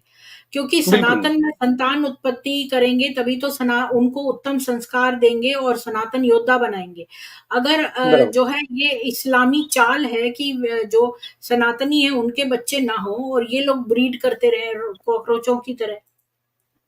जी रवि जी, आप जुड़ गए हैं तो आप अपनी बात कंप्लीट करिए। उस समय आपने क्या देखा वो बताइए। जी, वो इंटरनेट की वजह से टूट गया था कनेक्शन।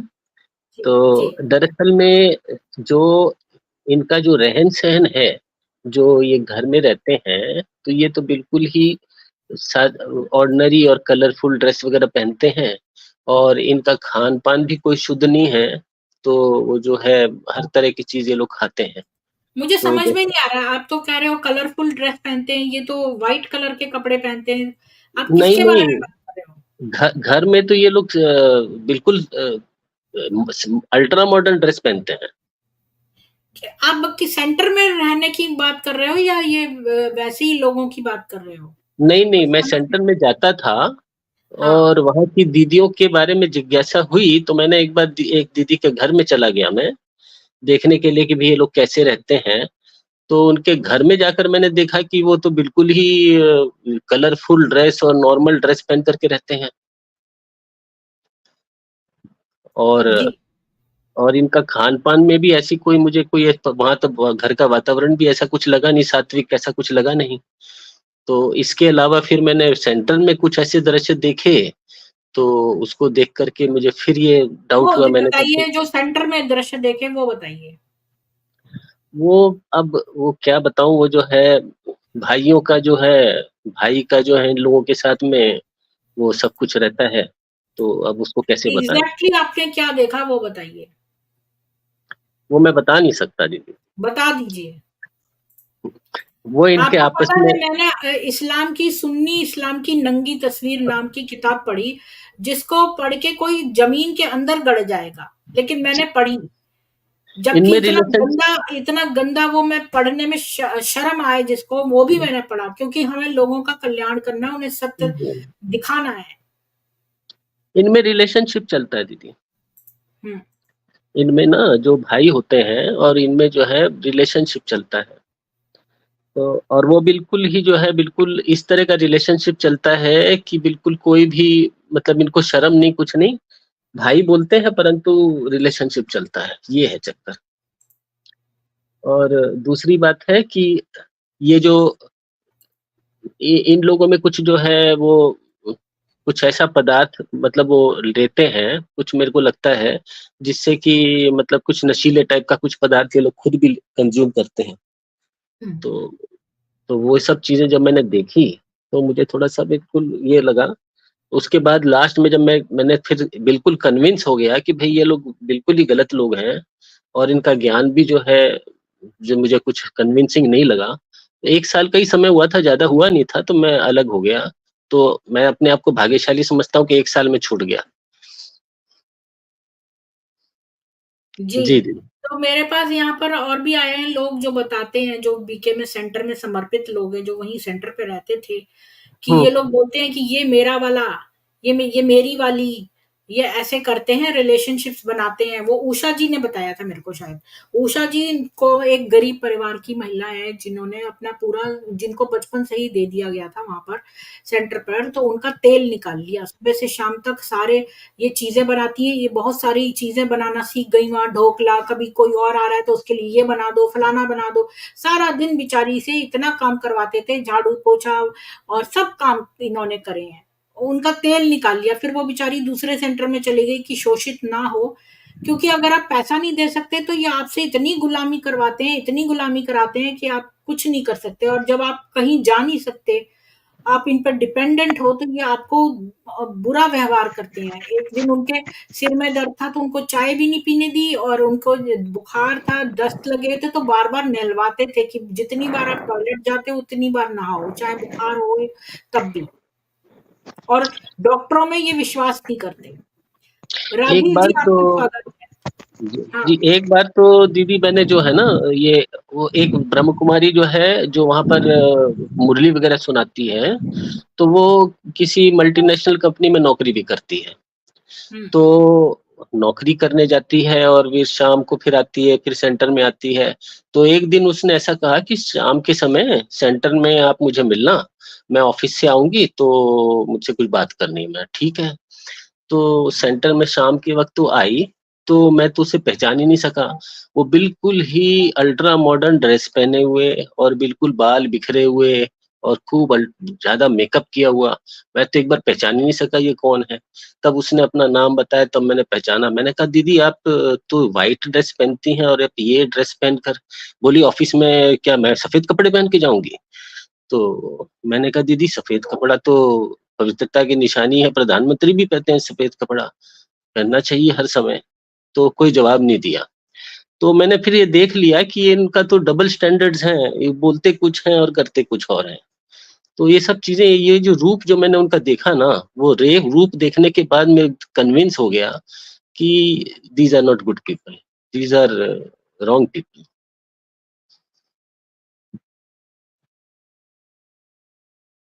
चीज़ मैं एक चीज़ मैं आपसे लोगों के साथ शेयर करना चाहती हूँ, जिससे पहले हम राजीव जी के पास आएँगे। तो ये देखिए, ये देखिए, ये बीके शिवानी मोटिवेशनल वीडियोज़ बनाती है, क्योंकि ये कुछ भी मुरलियों का नहीं बोल सकती है। मुरलियों में कुछ भी नहीं है जो ये बोलती है। इसकी नेट वर्थ है 336,000, मतलब कि कितना हो गया ये? मुझे तो और से लेकर, यानी कि 3 मिलियन से 2 मिलियन तक इसकी नेट वर्थ है।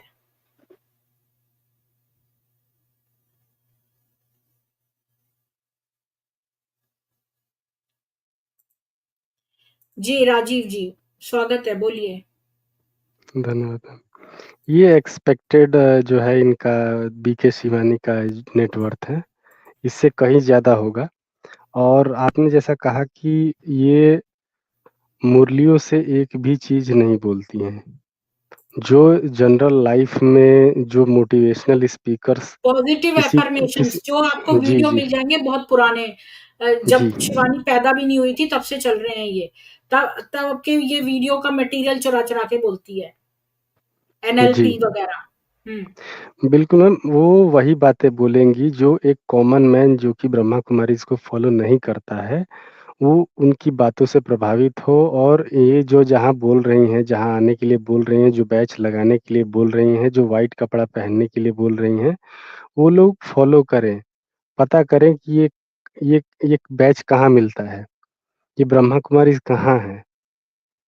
बाकी वो डायरेक्टली नहीं बोलती हैं। हाँ, डायरेक्टली भी कभी बोलते हैं कि सेंटर्स में ये होता है, इंसान को भगवान बना दिया जाता है, तो ताकि वही बोलते हैं कि सेंटर्स पे जो हो रहा है वो सही हो रहा है, जो अच्छा हो रहा है।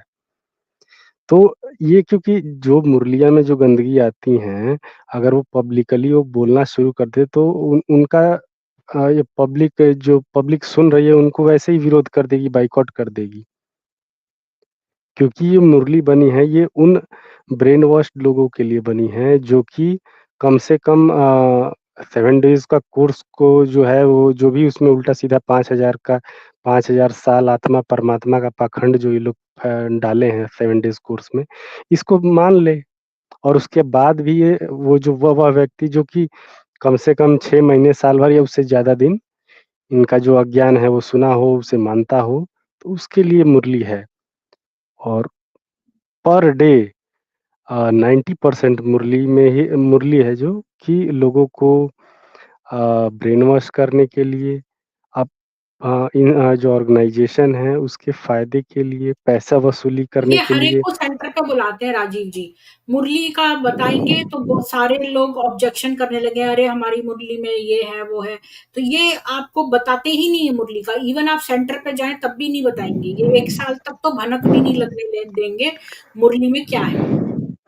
डे 1 पे अगर ये लोग अगर बोलना शुरू कर दें कि आप मुरली पढ़िए, तो जो पहले दिन पहला पेज कोई व्यक्ति पढ़ ले, अगर उसके पास 1% भी थोड़ा-सा भी रैशनल माइंड होगा, माइंडसेट होगा, तार्किक बुद्धि होगी, तो वो कहेगा कि भाई तुम हमारे सनातन अ, विचार हैं उसके एकदम अपोज़िट बात कर रहे हो, या फिर ये तो एकदम मतलब कि बचकानी बातें लिखी हैं इसमें।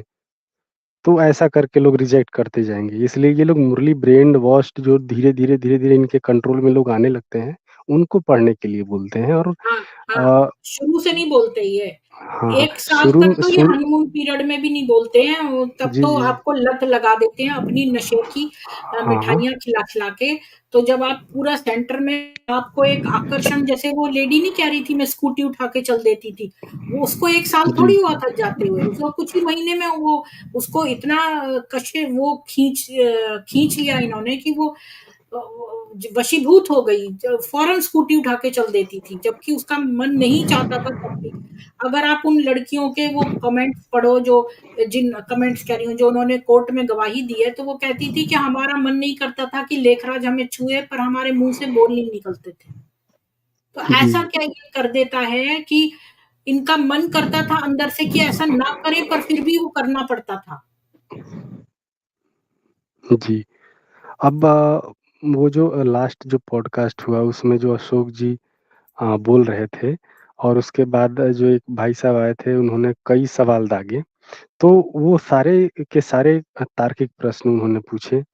तो उन्होंने भी ये बात माना कि हम क्योंकि ये लोग भगवान-भगवान करते हैं और भगवान पर सवाल उठाने के लिए मना करते हैं, इसलिए किसी के दिमाग में आने वाला जो क्वेश्चन भी होता है कि ये क्या बोलते हैं कॉमन सेंस के हिसाब से ये अपोज़िट बातें क की जा रही हैं ज्ञान में, तो लोग नहीं पूछते हैं क्योंकि कहते हैं कि भगवान पर ऑब्जेक्शन या फिर भगवान के ज्ञान पर ऑब्जेक्शन नहीं उठाना है।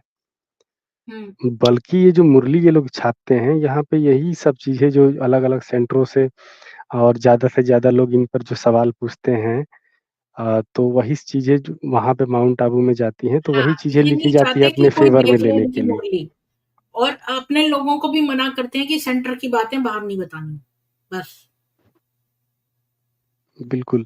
मैम ये इनकी मजबूरी है कि मुरली ये लोग इंटरनेट पर इसलिए डाल रहे हैं, यदि ये लोग डायरेक्टली मेल करते हैं हर सेंटर पर तो उनके लोगों के पास है प्रूफ़ है कि भाई ये जो मेल आया है ये हमारे माउंट आबू राजस्थान हेडक्वार्टर से आया है। इंटरनेट पर डालने का फ़ायदा है कि इंटरनेट का डोमेन जो है वो रजिस्टर्ड कर देते हैं किसी और कंट्री में, अगर उस पर कोई केस वगैरह होता है, तो जाइए अब इंडियन जो जुडिशरी है, वो दूसरे का मतलब कि फ़ॉरेन कंट्री में तो काम करेगी नहीं, तो जाइए लड़िए उनसे, इस हिसाब हुँ, से उन पर कोई ये कार्रवाई नहीं होगी। काकभुजुंडी जी ने तो अजीब ही बात लिखी है।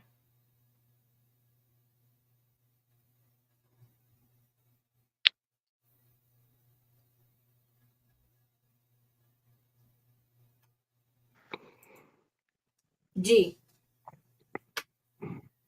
बोलिए आलोक जी।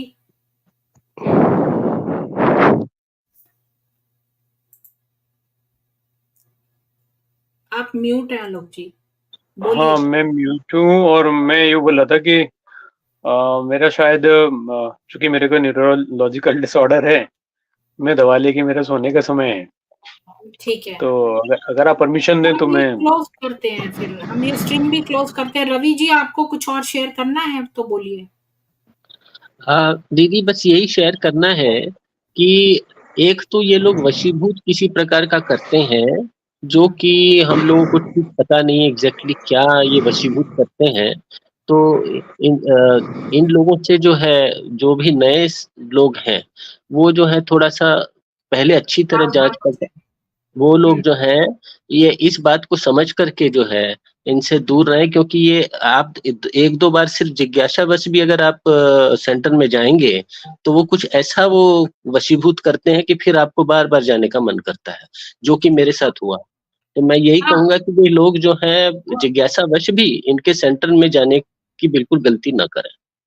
मैं आपसे एक कहूंगी कि आप मेरी प्लेलिस्ट में जाइए, उसमें जो गेस्ट इंटरव्यूज में एक गृहस्थ आश्रम में प्रेत बाधा करके एक स्ट्रीम है, वो देखिए। उसमें वो लड़की बेचारी ऐसी सास उसको कुछ बोलती थी तो वो पहुंच जाती थी सेंटर में, तो उसको बार बार ऐसा लगता था कोई खींच रहा है उसको सेंटर में।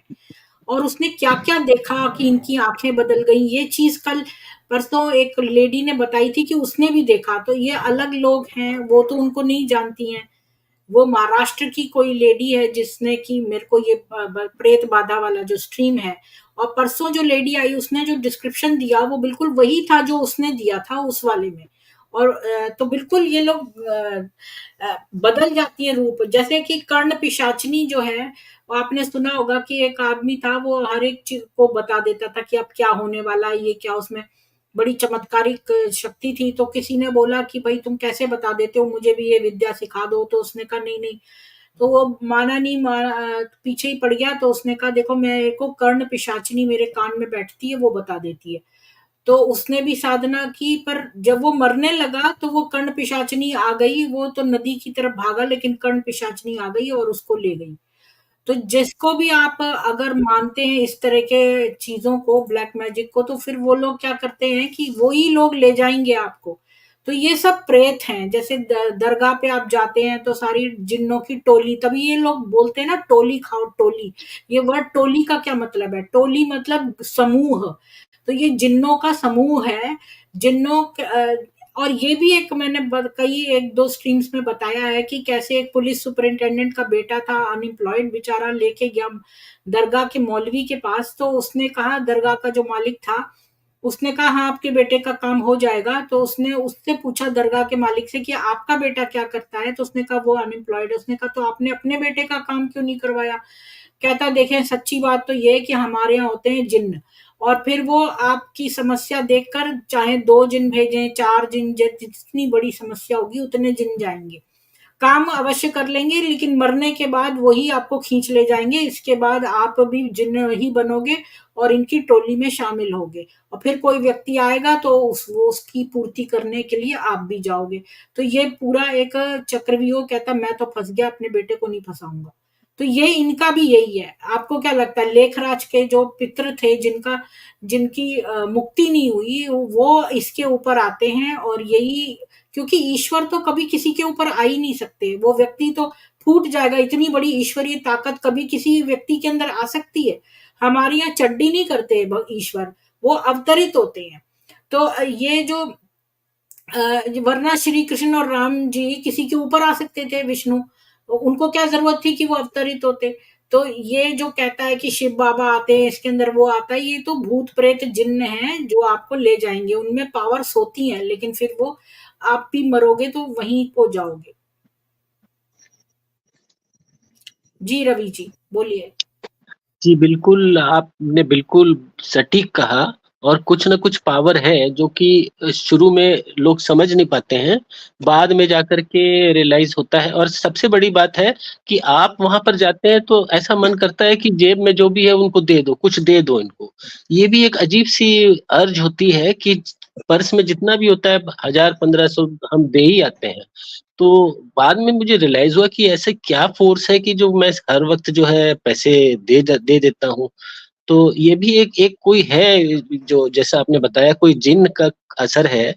तो इसीलिए मैं तो यही कहूँगा कि नए लोगों को कि आप जिज्ञासावश भी वहाँ पर मत जाइए, क्योंकि एक बार आप अगर उनके चक्कर में आ गए, तो फिर आप छूटना मुश्किल हो जाएगा। और ये हर एक को सेंटर पे बुलाती है, कहती है एक तुम चाहे कितने भी अगेंस्ट हो, एक बार आ जाओ सेंटर पे, एक बार आ जाओ। तो जब हम अगेंस्ट है तो हम क्यों आएंगे एक बार भी? अच्छा, और आप जो रवि जी, मैं आपको एक बात बताऊं, जो आप गूगल कर लेना, एक पायलट है, बहुत अमीर मिलियनेयर का बेटा, अकेला बेटा है उनका, और कोई बच्चा नहीं है। उसका नाम एरिक शॉफर है, और वो जो है ब्रह्म कुमारी सेंटर पे एक बार चला गया, तो ये तो ले उड़ी कि ये तो ब्रह्म कुमार हो गया। उसको वशीकरण ऐसा करा, पूरी एस्टेट अपने नाम लिखवा ली। तो एस्टेट लिखवाने का मतलब है कि इसके माँ बाप जो हैं वो जिन वस्त्रों में है उन्हीं में निकल जाएंगे, सारी फर्नीचर सब कुछ। और उस आदमी ने जाकर, एरिक ने शादी भी कर ली, वो कोई ब्रह्म कुमार नहीं था, उसने शादी कर ली, वो एक और पायलट थी, और ये लोग प्लेन में एक साथ को पायलट थी वो। तो वो दोनों जा रहे थे, तो उनका एक्सीडेंट हो गया, वो उसकी मृत्यु हो गई। तो उसकी लाश भी अभी फोरेंसिक वाले नहीं लेने आए, ये बीके का दलाल पहुंच गया वहां पे, कहने की पूरी एस्टेट हमारी है। अब आप देखो कि इसमें ये तो गिद्ध भी मरे हुए को खाता है, मतलब कि ये तो इन्होंने डाकू पंचम सिंह को लूट लिया। जिसने डाकू को लूट लिया, तो हमारी आपकी क्या बिसात है? जी, ये तो भगवान का सौभाग्य है कि मुझे इनका असली रूप दिख गया, समय से दिख गया। मुझे और भी, फिर मैं भी यहाँ पे खाली बैठी रहती हूँ, मैंने सोचा, मैं कनाडा में हूँ, तो मैंने सोचा मैं दोपहर के समय खाली होती हूँ, मैं चली जाती हूँ मेडिटेशन करने। इसके बाद ही मेरे पास ये सब आने लगा। ईश्वर मुझे कैसे प्रोटेक्ट करा। उसके बाद दीदी ये लास्ट 3 महीना मैं हनुमान चालीसा डेली पढ़ता हूँ, और उसी से मेरे को जो है मैं इनसे छूटा हूँ। हनुमान चालीसा, मैं तो सबको कहूँगा हनुमान चालीसा पढ़िए, तभी जाके इनके प्रभाव से आप छूटेंगे। भूत पिशाच निकट नहीं आवे, वो महावीर जब नाम जब सुनावे। नाम सुनावे। जी। तो ठीक है, अभी गणेश जी भी जुड़े हैं, आपको हेलो। कुछ लास्ट में बोलना है गणेश जी? हम लोग स्ट्रीम क्लोज कर रहे हैं। हेलो। हाँ, बोलिए गणेश जी, एक बात बोल लीजिए। गणेश जी बहुत मजेदार क्वेश्चंस पूछते हैं, जो ब्रह्म कुमारी बोले के बोलो। लिए है क्वेश्चंस। हाँ, तो एक क्वेश्चन पर तो मैं इनकी इतनी देर तक हंसती रही। Okay okay. ये लोग बोलते हैं बाप दादा। ओके। हाँ, बाप हाँ, दादा, मैं एक बार पूछा बाप बोले तो कौन और दादा बोले तो कौन? इन्होंने हाँ, बोला बाप बोले तो ब्रह्मा बाबा, दादा बोले तो शिव बाबा। तो फिर मैं क्या पूछा, शिव बाबा के हम सिर्फ एक ही शिव बाबा एक ही को पैदा किया, ब्रह्मा बाबा को और मम्मा को, और हम सब ग्रैंडसन है क्या पूछा? तो फिर बोलते हैं हम सब आत्माएं है शिव बाबा के बच्चे। तो फिर और बोलते हैं इस पर बाप बोले तो ब्रह्मा बाबा, दादा बोले तो शिव बाबा। क्या ये वो बाप मेरा, क्या ये बाप मेरा, क्या वो, ये मुझे समझ में नहीं आ रहा है। क्या अभी घर में है वो बाप मेरा? तो आप ये बताओ कि अगर ये एक बोलते हैं कि सारी आत्माएं जो हैं वो बीवियां हैं, और प्रभु जो हैं वो पति हैं, और हम आत्माएं उनकी बीवियां हैं, तो लेखराज की आत्मा जो है वो बीवी हुई कि नहीं ईश्वर की? ठीक है। हुई। तो ओम राधे जो पत्नी है लेखराज की, तो वो पत्नी लेखराज की आत्मा तो पत्नी है प्रभु की। तो जो ओम राधे है वो पत्नी की पत्नी है। हाँ, मैं भी एक क्वेश्चन पूछा हूँ ना मैं भी क्या आप सभी इधर डिफरेंट है क्या? इधर फीमेल टू फीमेल शादी हो सकती है क्या? ये भी पूछा हूँ ना मैं। दीदी वो शादी तो तो कहते हैं, किसी की भी हो सकती है, एज लॉन्ग एज आप उनको पैसा देते रहो। एक बात तो इन्होंने कहा कि ब्रह्मा माँ है और शिव बाबा पिता है। तो मतलब ये हर बार अलग-अलग कुछ ना कुछ बोलते हैं और फिर क्वेश्चन करने पर कहते हैं नहीं आप बस विश्वास कर लो, बस ये जो है आप जैसा भी चाहो रिश्ता आप उनसे बना सकते हो। हाँ, हाँ, ओके, ये भी वो कहते हैं ब्रह्मा माँ है और शिव बाबा पिता है और कम से कम रोज 10 बार तो मुरली में बाप दादा आता है, तो फिर बाप कौन और दादा कौन है, ये भी पूछा हूँ मैं उनसे। ठीक है, ये ओके, नीचे हम बात राम नाम लिख के एक रावण आया है नीचे, यहाँ पर बैठा कमेंट कर रहा है, ये नीचे जो बैठा है ये रावण है। हाँ, हाँ, अच्छा एक तो फिर नए व्यक्ति ने ज्वाइन किया नॉन बीके। एक मिनट सर, एक मिनट हाँ, मैडम, बोलिए गणेश जी। बाप दादा ये तो खत्म हुआ और बहुत बार बोलते हैं बाबा को सर्व संबंध का साथ बनाओ करके बोलते हैं। सर्व संबंध बोले तो क्या क्या, वो भाई भी हो सकता है, सका भी हो सकता है, पति भी हो सकता है, दादा भी हो सकता है, फ्रेंड भी हो सकता है। मैं क्या उनको बोला, मुझे भाई भी है और माता भी है, पिता भी है, फ्रेंड्स भी है, सब भी है। मुझे पत्नी नहीं है, इसलिए पत्नी का अनुभव किया तो अच्छा होगा, ऐसा पूछा मैं। ये हम सब सजनी, वो एक ही साजन, ऐसा बोलने लगे। हेलो, जी, जी। हाँ, हम वो तो सब बोलेंगे ही। सजनी, हाँ, पत्नी का अनुभव नहीं करेंगे, वो हम सब सजनी, वो एक ही साजन है, पतियों का पति महापति, ऐसा बोला। तो फिर मैं शिव बाबा को लिंग कब से ये डालना स्टार्ट किया ये मुझे पता नहीं चला। लिंग बोले तो मेल एंड फीमेल। हाँ, हाँ। अच्छा गणेश जी आपके साथ कल स्ट्रीम कर सकते हैं, तो आपके पास बहुत क्वेश्चंस हैं तो उसमें आंसर कर लेंगे। नॉन ठीक है, बीके जी आपका स्वागत है, आप अनम्यूट होकर बोलिए। हेलो, नमस्कार प्रीति मैडम हाँ, जी। आप बीके हैं नॉन बीके हैं आप बोलिए। नहीं, मैं बीके नहीं हूँ, बीके नहीं हूँ प्रीति जी। मैं अच्छा हाँ, आपका मैंने कहा क्वेश्चन है तो गणेश बोलिए। गणेश जी का रिप्लाई देना चाहता हूँ। रिप्लाई क्या, शायद मेरा सही हुआ है, मैं चाहे कुछ जो ये बोलते हैं मुरली में बाप दादा, हुँ, बाप तो ये ऐसे बोलते हैं ना कि मैं जैसे आपने सुना होगा, बदमाश लोग बोलते हैं, जैसे गुंडे लोग बोलते हैं मैं इस एरिया का दादा हूँ, मैं इस ये एरिया तो का बाप आपने हूँ। सही बोला। हाँ, ये तो ऐसे हाँ ऐसे कोई जी, बोलता है ना बाप-दादा तो मतलब ऐसा लगता है हाँ जैसे जी, कोई हाँ जी, हाँ जी, हफ्ता बिल्कुल। हफ्ता वसूलने आया है कोई। बिल्कुल, बिल्कुल, बिल्कुल सेम वही। मैं काफ़ी दिन से मैं ये सोच रहा हूँ कि ये हमेशा मुरली में यही बोलते हाँ, हैं कि क्योंकि वो बाप-दादा। लेखराज जो था ना वो टुच्चा था, उसकी लैंग्वेज बहुत पुअर थी। अनपढ़ था, ज़्यादा हाँ जी, हाँ पढ़ा-लिखा तो जी, था नहीं, भगवत गीता उसके हाथ से गिर पड़ती हाँ जी, थी। तो हाँ जी, भगवत गीता इन्होंने कभी नहीं पढ़ाई किसी भी बच्चों को, वहाँ पर छोटे-छोटे बच्चे थे 40 उनको कभी भगवत गीता नहीं पढ़ाई, वहाँ रखी रहती थी लेकिन। अच्छा हाँ और जी, ये बाप दादा कहता है क्योंकि ये टुच्चा व्यक्ति है 3rd क्लास। हाँ जी। आपने कई बार मूवीज़ में, फ़िल्मों में देखा होगा कि अ, हुँ। गुंडे लोग, बदमाश लोग बोलते हैं कि मैं इस एरिया का दादा हूँ, मैं इस एरिया का बदमाश हूँ, हाँ, हाँ, हाँ, बिल्कुल। बाप हूँ मैं इस एरिया का। जी, बहुत अच्छा तो ये पॉइंट तो कहा आपने। एक गलत जी, गलत वर्डिंग होगी ना, ये तो एक। अगर सच में ही बाप होता तो वो पिताजी बोलते, डैड जी बोलते। जी। अच्छा रवि जी बिल्कुल, ये आपसे मैं तो है ना। फिनिश करूँगी, आप सभी लोगों का धन्यवाद जो पैनल पे आए। रवि जी आप एंड में कुछ कहना चाहेंगे? अ, वैसे कहना तो कुछ नहीं है दीदी, मतलब जो है मैं आपकी स्ट्रीम्स देख रहा हूँ और भी नई-नई बातें पता लग रही हैं और जो लोग जो है कोई और लोगों को मैं सावधान करता हूँ कि वो उस तरफ ना जाएँ और मेरा जो एक्सपीरियंस रहा और मैंने जो देखा समझा, तो ये मैं कोशिश करता हूँ कि और लोग उसमें इनके जाल में ना फँसें। तो जी। बस यही कहना चाहता हूँ दीदी। हाँ, और मैं भी ये एंड में जोड़ना चाहती हूँ कि कुछ लोग सोचते हैं कि भई हम तेज़ हैं, हम नहीं फँसेंगे, पर उनका सोचिए जो आपके पीछे-पीछे 10 प्राणी और जाएँगे फ़ॉलो करके सेंटर में, वो फँस जाएँगे। तो उनकी खातिर आप भी मत करिए, घर से बैठ के सुनना है तो सुनिए जो भी।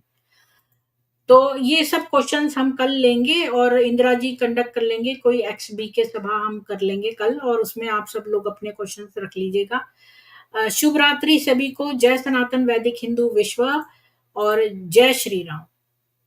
इस स्ट्रीम को ज़्यादा से ज़्यादा लाइक करिए, शेयर करिए, ताकि बहुत लोग जो हैं इनके चंगुल में आने से बच जाएं। और ये नेक काम आप अवश्य करिए, ये पुण्य का काम है लोगों को बचाना। जय श्री राम।